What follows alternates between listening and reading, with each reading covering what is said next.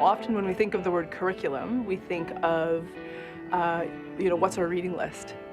But when I think of curriculum, to me, curriculum is a lot bigger than that. Curriculum is everything around us in our learning environment. We're in this sort of interesting and unusual place where we don't have sort of clean, discrete boundaries. We're very much stitched into the larger community. So there's a lot of sort of back and forth relationship that seems possible to go on. There's this great quote by David Orr: academic architecture is in fact crystallized pedagogy. And to me, I would take it even further than that. I mean, the environment we're learning in is part of the curriculum. It's part of what we learn. Around this campus, we have a 360-degree urban laboratory in which many different policy solutions have been looked at and explored by all levels of government for 40 or 50 years. The inner city of Winnipeg has been studied to death.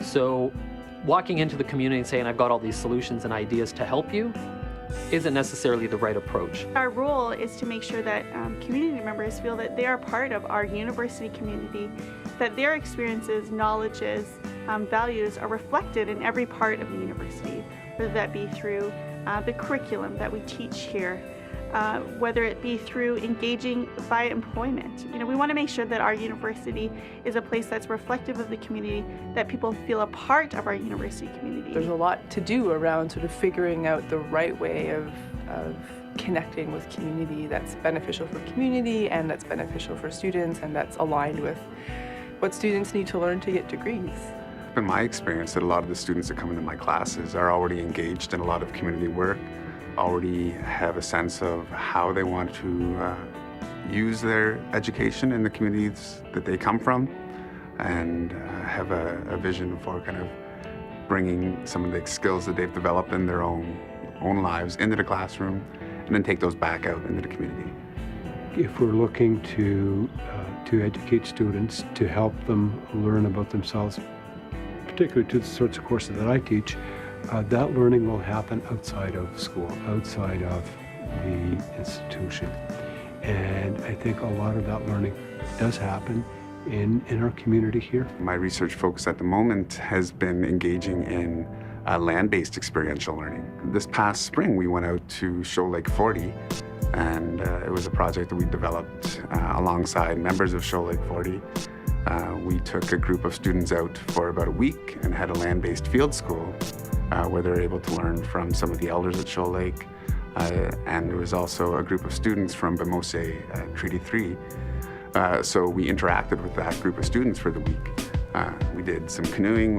There's the original site of the Cecilia Jeffrey Residential School at Shoal Lake, so we were able to canoe over there. So it was a very meditative process and kind of engaging the space itself, which I think was really impactful for students, both the high school students who were coming from the Treaty 3 area as well as the U of W students.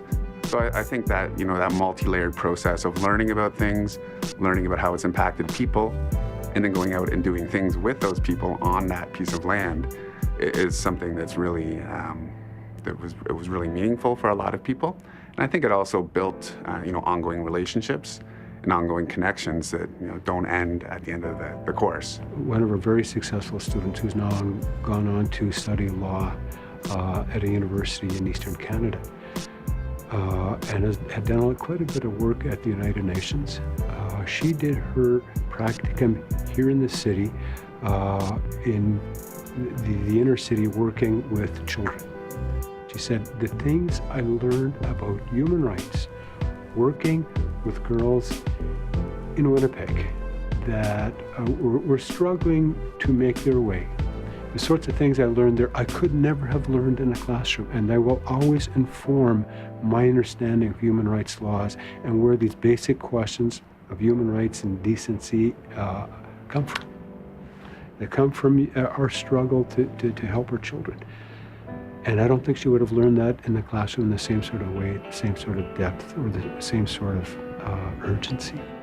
When people have projects in mind and when they start reaching out to find interested other collaborators, then I would just like community around us to be aware that stuff like that can happen and that they're open to it. If you look at the interactions between students, faculty members into the community, not only have we been partner, but many of those early partnerships turned into job opportunities working with NGOs.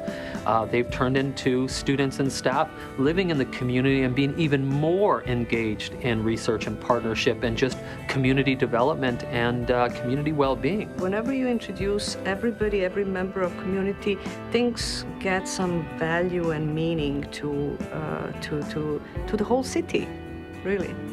So I think of, that is one of the highest values of the university, to just open up to community.